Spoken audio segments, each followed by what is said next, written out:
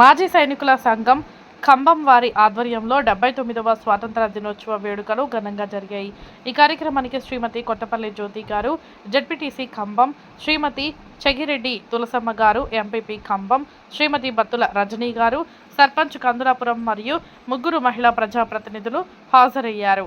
Shri K Mallikarjuna గారు, CI Khammam పట్టణం మరియు మాజీ సైనికులు సంఘం ఖమ్మం అధ్యక్షులు yes Venugopal, Shri G A N K Ayya Goud, vice president K C H Pullaiah, secretary S Prasad, JT secretary N Pulayya, admin మరియు భారీ సంఖ్యలో జెండా వందనం కార్యక్రమంలో పాల్గొన్నారు. కార్యక్రమంలో విశిష్ట అతిథులకు సన్మానం మరియు పలు యుద్ధాల్లో పాల్గొన్న యుద్ధ వీరులు, వీరనారీలకు ఘనంగా సన్మానం చేశారు.